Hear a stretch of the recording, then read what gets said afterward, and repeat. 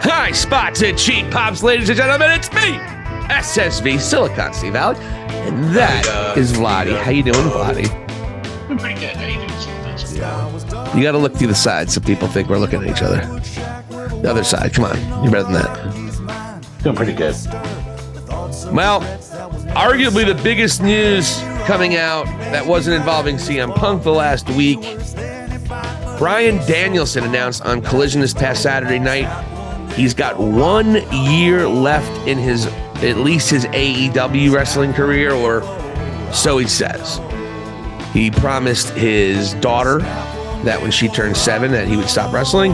She just turned 6. So Danielson basically says, I got a year left.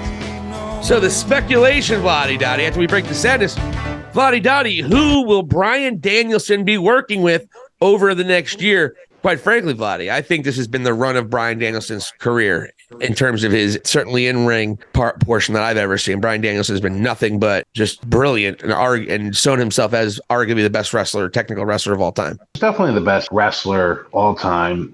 He's definitely the best guy going today. However, I think it's been a little underwhelming, some of the things that have happened in AEW. I mean, he's had a couple injuries, and then there's some losses there that Daniel Garcia, I think we've wasted some time with him as well. So this is where it's a little frustrating, and that's where I was caught off guard a bit with this announcement, because I want to say it was right previous to All In. Somebody had interviewed Tony Khan, and they asked him, if something happens to you, who would you want to take over? So Tony Khan says in this interview, and just, giving you the gist of what he said, he said he told his father if he gets hit by a truck tomorrow, he'd want Bryan Danielson to take over. So this is like, 2.5, 3 weeks removed. And Bryan Danielson's like, yeah, I'm out of here in a year. Yeah. Thought it was weird timing as well. Yeah. And I'm like, what's that indicate? I don't know. I don't want to read in between the lines there either, but maybe it's just a promise to his daughter and he's a man of his word. So with that being said, and I just mentioned how I was a little bit annoyed with the Daniel Garcia feud, where he jobbed out and during one of it was Anarchy in Arenas where he got hurt. It was a whole Jericho love me, pick me moment, if you will.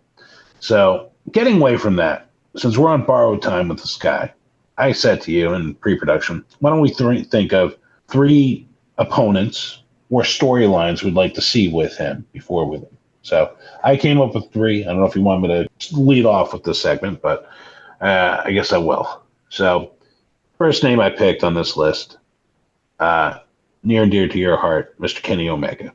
100%. Right? So, on the other company, there's a gentleman there by the name of Cody Rhodes, and he keeps on saying he wants to finish the story, right? Well, to me, the biggest story in terms of professional wrestling in the last 2 years, 3 years, could be this feud, Omega and Danielson. And honestly, it would even tie up the whole Blackpool Combat Club versus the Elite feud in a decent way, where it's both leaders going at it, and whatever happens, happens. That's something I would want to see. The second guy that I would like to see him feud with or have a little bit of a program with, honestly, I can't get enough of Samoa Joe at this point. And I think those 2 guys would have great matches at this point in their careers. Both of them on the mics just would be superb. This would be a Ring of Honor, Hall of Fame, Mount Olympus sort of moment as Danielson's wrapping things up here, right? And this one, my third one, but it's actually my favorite the more I think of it. Might catch you off guard with this. Malachi Black. I'd want to see the House of Black against the Blackpool Combat Club, and I'd want to see plenty of singles action between Black and Danielson. If you want to integrate some of the trios championship stuff in there, so be it, whatever. But I would love to see that program happen as well. So out of the entire AEW roster as it stands right now, that's what I'd want to see for Bryan Danielson's final year. Yeah, I'm with you on Kenny. That's my first person I would say. I want them to have at least 2 more matches. And that's what's so sad is it seems like when I was talking about Bryan Danielson, I'm not saying the heights of what he's won. He's never even won a championship in AEW. Right. But he's gone out there and he's had classic match after classic match. He's beaten Okada. He's been in that ridiculous Iron Man match with MJF.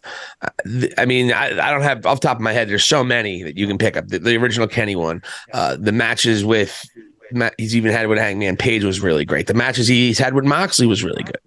I mean, every match he wrestled, even if he got hurt, has been great because he's fucking Bryan Danielson. So that's the thing, and there has been some wasted, and I think in AEW there is a lot of that. I mean, you have these monster stars, and you're so busy trying to build these new stars up, you're not interacting the biggest stars in your company nearly enough, and that's what we want to see. And I think that's been a major issue. I get it, you're trying to build new stars, but they're building too many. You've got big enough stars to tell your stories there. So, that is part of that. But so when I said the run of his career, I meant strictly his pro wrestling and bell to bell, just for clarity's sake. But yeah, I mean, Malachi Black is actually somebody that I would want to see as well. And I don't want to but yeah, Malachi Black was another guy. And I got to be honest with you, the other guy I thought would be interesting and be way off topic. But I don't know if it would be a program, but I'd love to see the match would be Bryan Danielson and Sammy Guevara even. And seeing what those two guys could do. Yeah, that would be another good one. But I don't know what kind of storyline you would have. The big one is Kenny. I mean, I want to see a rivalry here. That's what should have happened pretty quickly. But you guys had him. They had him wrestle the first time. Then Kenny was hurt for a year or whatever the hell it was. That needs to happen. They need to have a 6-month program maybe to end it. The thing is, when you call your shot and you say you're leaving, what are you going to have, a retirement match? And by the way, it's definitely because his contract's up, because his contract was a 3-year deal. You signed in 2021. It's 2024. It's 3 years. It's in September. That's why he's done in a year more than anything, by the way, folks. I would like to see him turn babyface and maybe him and Claudio have a monster program. I mean, Claudio and he have a great chemistry in that ring, man. And on the flip side, too, like if they had more time, there was one tag team match where they had Danielson with Claudio, and I loved it. I was like, Danielson has this like superb, like professional wrestler, like heater. Yeah. And they were just great together. But yeah, them against each other, absolutely. Be excellent. I think that might be how you do it, because you're going to have them be the heels, and then Bryan Danielson turns babyface and they turn on him. And then the big thing will be is Wheeler Yuta turns on him when he might be the one that, or one of them will be like almost not doing it, but then at the last minute they turn on him. So I would say Claudio or Moxley. I know you'd hate to say that, but it would probably have to be Moxley over Claudio. Now I'm thinking about it. I would say you're probably I would say a Blackpool Combat Club feud. I would say Kenny Omega, and yeah, I'd go with Malachi Black. Those would be my 3. So Moxley makes your top 3? I hate to do it to you, buddy. I think he's the one, because they were the genesis of the Blackpool Combat Club. I think it has to be him and not Claudio. And that story needs to be told. In fact, Moxley probably needs to be the one who retires him by sticking forks in his face. Yeah. Just to piss you off. Skewers. I'm going to put skewers in the dragon. And then I'm going to barbecue that dragon. Well done. A lot of people love that. The people I watched it with loved it. I was medicating outside because I didn't really care for that match. The last 10 minutes was great, though. It was a great match. Every time an Anarchy in the Arena match, I'm not that excited about it. And usually they are great, to be honest with you. The Stadium Stampede is all hoopla bullshit, but I digress. I think we both aren't. It's interesting, though. We had the same 3, two of the same 3. I don't think Malachi Black's happening, though, because the way he said goodbye the last time they wrestled, he was kind of saying goodbye to the crowd out of character. Who, Black? Yeah, Malachi Black, yeah. Well, when they wrestled at All In? When they were leaving, he was... I mean, it also could be because he was in Great Britain. But, he wrestled a lot in the Indies department back there. But I hope Malachi Black's there for a while. But what I'm saying, though? You have to have Malachi Black.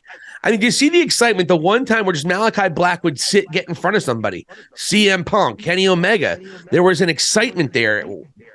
Tony, you got to make that shit happen. You're wasting. Malachi Black might be the most underutilized person on this roster, and I don't even think it's close. at this point in time. Maybe Miro? I don't know. Yeah. I know that wasn't. I don't want to go too much into this tangent because we're not about Bryan Danielson, but yeah. Yeah, you got a year, Tony. That's not a long time the way you fucking book, bud. Better get working. Make him want to stay and re-up. He's going to go get that big payday in WWE now that Vince isn't there anymore. Vince is even stronger now from what I'm reading. I mean, Nia Jax is back. She hated Vince. CM Punk's going back. He hates Vince. I'm telling you. Stable. CM Punk's going there kissing his ass while he's under contract with AEW. Hey, I never really meant all that stuff, Paul. I love you, buddy. A lot of respect. I should have just done the job for you at WrestleMania that one year. I love your beard. So here's an idea. Vince is going to bring back CM Punk, Nia Jax, Sasha Banks, and Trinity Fatu. And he's like, all right, I'm going to call you this stable Opposite Day. That'll sell tickets, right? See now Vince with jokes. Opposite Day. The grandkids love that joke. He's in bad way. I hope Vince is okay. Evidently, he was wreaking havoc at Raw last night. It sucks. Yeah. I mean, I want him to be okay, but I don't want him to be that okay. Yeah. He's still living, but he can't travel. Raw wasn't too bad, though, from what I saw. I wasn't too good either, though. Last week, I felt like better. Hey, Bryan Danielson, 1 year to go, Tony. The clock is ticking, buddy. Don't fuck it up. I hope he gets a championship run. Don't you, though, Vladi? He deserves to be AEW champion. 100%.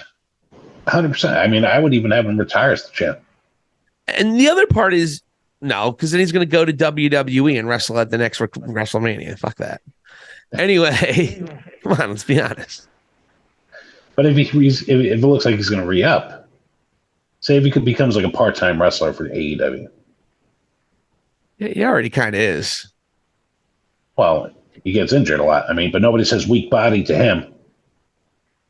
Because maybe Bryan Danielson garners more respect than one Charles Montgomery Punk. Well, from the plumber, he does. Not Bret Hart. Bret Hart. And FTR will die for Charles Montgomery Punk. It's interesting to see what will be the case, but I hope I would like he and Kenny to fight for the world championship at least once. So I'm hoping.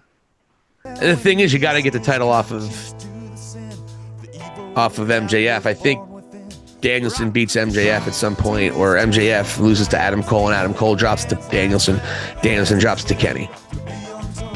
I wouldn't be too disappointed if that was the way it goes.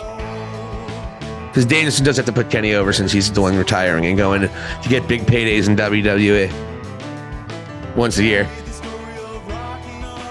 Yeah, I mean, it's not too far-fetched, man.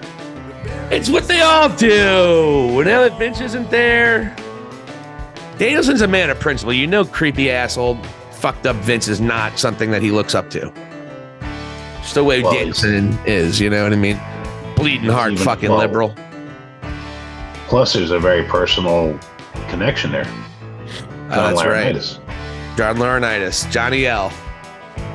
Johnny Ace. Johnny Ace. Funk man. But I digress. Thanks, all right, folks. Uncomfortable. All right, folks. Well, thank you for watching High Spots and Cheap Pops. Hit the subscribe button for Vladi Dadi. This is Silicon Steve Alley. Here ended the lesson.